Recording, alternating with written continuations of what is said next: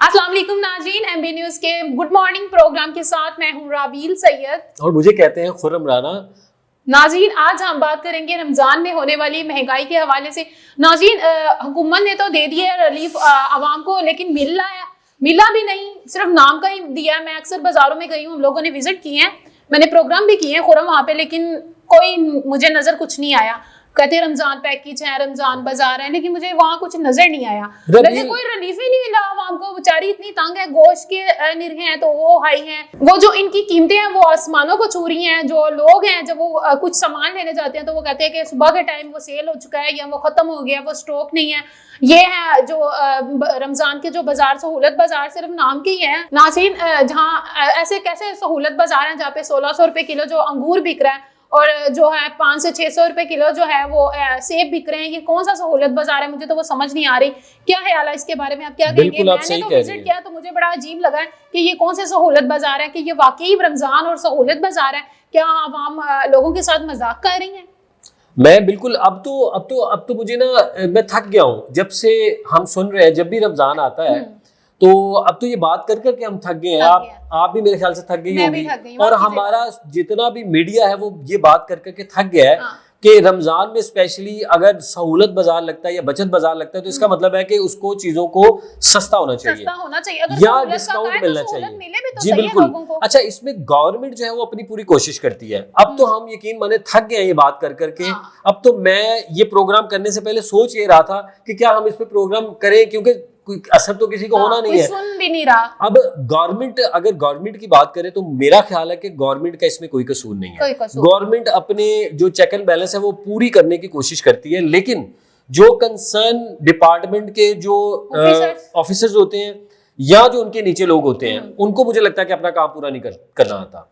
ये मैं clearly on air कह रहा हूं कि उनको ये काम पूरा करना नहीं आता, बल्कि मेरी ये आवाज उन तक पहुंचा दी जाए। ये मैं बात इस पे आप पे कह रहा हूं कि मैं खुद जाके फल लेने गया हूं, मैं खुद सब्जियां लेने गया हूं, मैं खुद शॉपिंग करने गया हूं, रमजान का राशन लेने गया हूं। मुझे इस चीज का बड़े अच्छे तरीके से इल्म है और मैं ये बात बड़े वसूख के साथ कर रहा हूं कि महंगाई किस हद तक है और लोग डिस्काउंट नहीं कर रहे, दुकानदार डिस्काउंट नहीं कर रहे, लोगों को रिलीफ नहीं मिल रहा। ये मैं बात बड़े वसूख के साथ कर रहा हूं।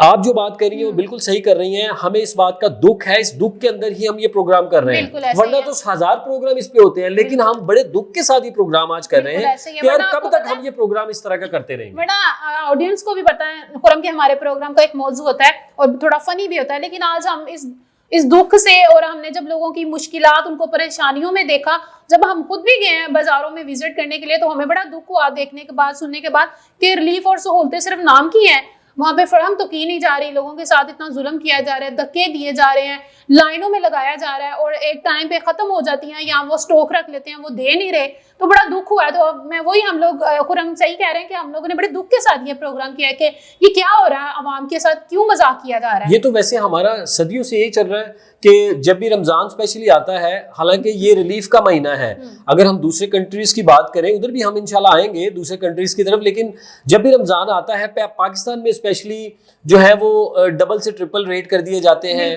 और स्पेशल बाजार लगाए जाते हैं, उनमें निरखों को कम करने की जो है वो उनको कहा जाता है, लेकिन वो लोग कोशिश यही करते हैं कि हम फिर भी महंगाई बेचें, वो लोग फिर भी महंगाई बेचते हैं। अच्छा, इसमें गरीब का क्या कसूर है? हुकूमत ने जो है वो 10,000 रुपया दे रही है जी, 10,000 के चेक दे रही है, चले वो तो बहुत अच्छा है। अगर दूसरी तरफ उस 10,000 का कोई राशन भी तो आना चाहिए, कोई कम से कम कोई इतनी चीजें तो आए कि उसके को 15-20 दिन या 30 दिन गुजरे तो सही ना। अच्छा, तो रमजान तो अच्छा गुजरे। बात मैं काट रही हूँ, मुझे सुनने को मिला कि 10,000 भी लोगों को नहीं मिल रहा, बस कह देते हैं कि दे दिया।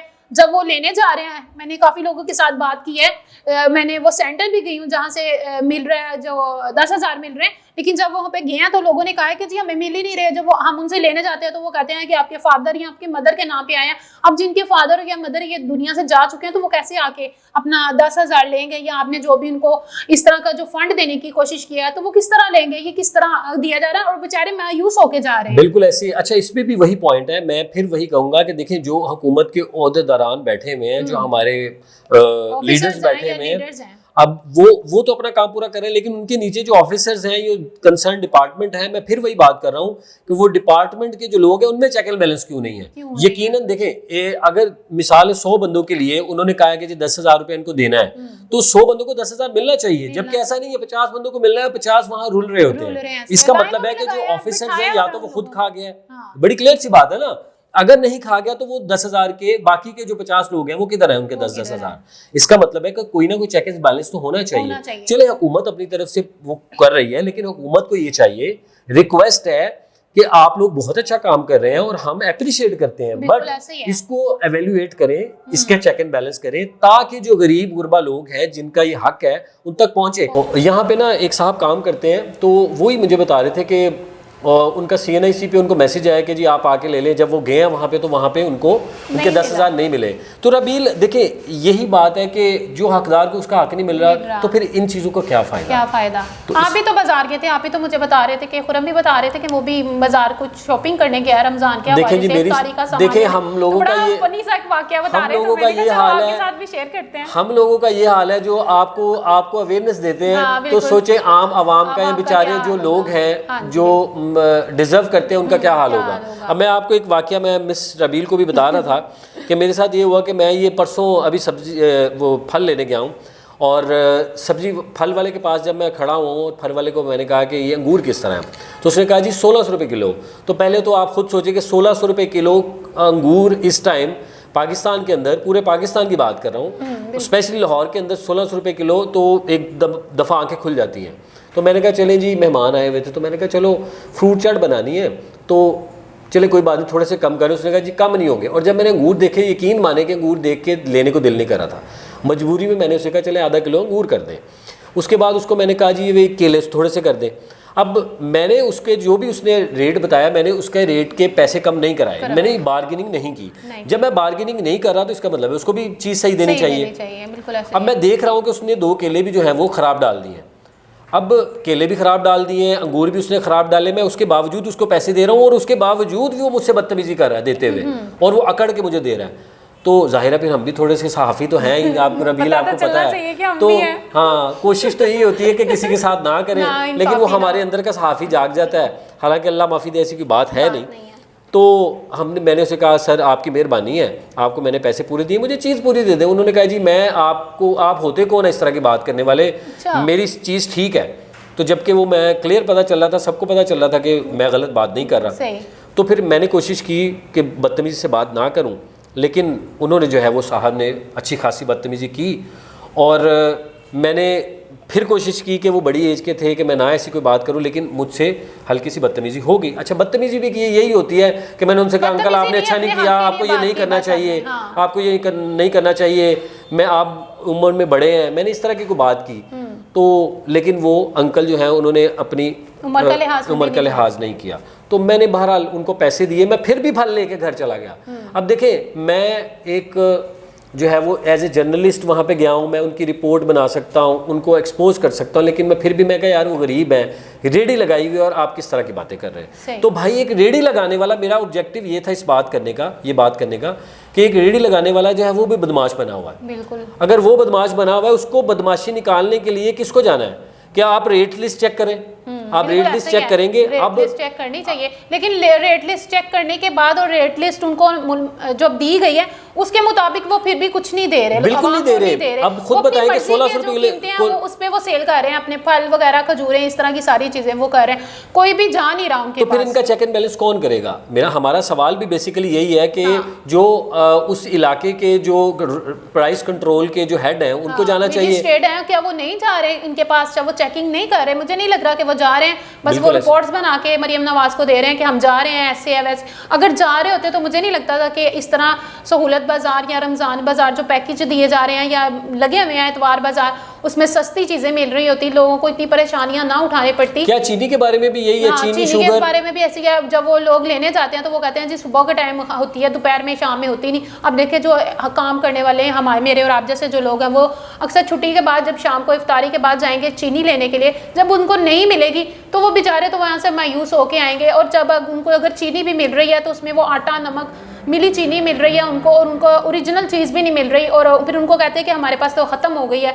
इस पे भी लोग काफ़ी परेशान है और वो कह रहे हैं कि ये कैसे सहूलत बाजार है। इससे बेहतर है कि हम थोड़ी महंगी ले लें लेकिन शॉप्स पे जाके ले लें, और शॉप्स में भी आपको पता है 170-180 के हिसाब से मिल रही है। जी बिल्कुल, और ऐसे लोग ही है। बेचारे वहां से लेने पे मजबूर हैं। बिल्कुल, सहूलत बाजार का मकसद है कि आवाम को सहूलत मिलनी चाहिए, ना कि वो खज्जल खराब हो या उनको प्रॉब्लम्स का सामना करना पड़े या उनको बेचारे मजबूर हो चुके हुए हैं। लेकिन हुकूमत कह रही है कि हम रिलीफ दे रहे हैं, हम सहूलतें दे रहे हैं, बहुत सारे अच्छे भी काम कर रहे हैं। और ये भी अगर आप विजिट कर रही हैं बाज़ारों का मोहतरमा मरियम साहिबा, तो आप एक बार सहूलत बाज़ारों में जाएं और इन ऑफिसर्स को देखें जो इनका चेक एंड बैलेंस कर रहे हैं, ताकि वो ठीक से कर भी रहे हैं या नहीं कर रहे, वहाँ पे चीज़ें मिल भी रही हैं या नहीं मिल रही, क्या लोगों के साथ वहाँ पे कैसा सलूक हो रहा है, वहाँ पे जो रेस्ट रूम है वो कैसे बने हुए हैं, क्या वाकई वहाँ पे उनको जगह मिल रही है या सिर्फ उनके जानने वाले ही वहाँ पे रेस्ट कर रहे हैं और आराम सुकून से रोज़े तक गुजारा करते हैं और वहाँ पे से फिर चले जाते हैं।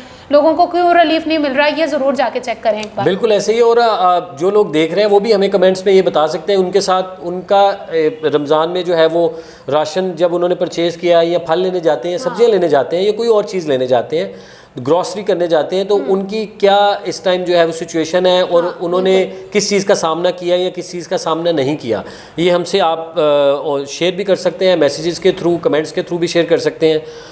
और हमारे चैनल पे आप ज़रूर बताएं, ये बहुत इंपॉर्टेंट टॉपिक है। और हम फिर वही बात करें कि हुकूमत अपने जो है वो फ़र्ज़ पूरा कर रही है, लेकिन नीचे जो भी अफसरान हैं वो अपने जो ड्यूटी है वो सर अंजाम नहीं दे रहे। हम बार बार ये रिक्वेस्ट कर रहे हैं, बिल्कुल ऐसे मजिस्ट्रेट हैं वो भी एक रिपोर्ट जो बना के दे रहे हैं वो भी अपने से बना के दे रहे हैं, वो नहीं जा रहे, वो नहीं देख रहे। अगर वो देख रहे हो तो लोगों को रिलीफ भी मिले और सहूलत बाज़ार से चीज़ें भी सही सस्ती और ठीक मिले। लेकिन अगर आप देखेंगे तो वहाँ पे रेट बहुत ज़्यादा हैं, बहुत कम नहीं है। आप यहाँ पे जा सकते हैं, शादमान में चले जाएं, शमा पे चले जाएं, चुबुर्जी वाली साइड पे चले, किसी भी सस्ते बाज़ार में चले जाएंगे ना तो आपको वहाँ पे सस्ते कुछ भी नहीं मिलेगा। रेट लिस्ट उनकी अपनी मर्ज़ी के मुताबिक है, अपनी मर्ज़ी की वो कीमतों पे फ़रोख्त कर रहे हैं, उन्होंने कोई रेट लिस्ट नहीं किया है। मेरी तो बस हुकूमत से और मोहतरमा मरियम नवाज़ से यही अपील है कि एक बार जाके मजिस्ट्रेट को ठीक से उनकी जो इंक्वायरी करवाएं, उनके बारे में देखें कि वो ठीक से ये रिपोर्ट्स आपको दे भी रहे हैं या नहीं, या खुद चली जाएं वहाँ पे,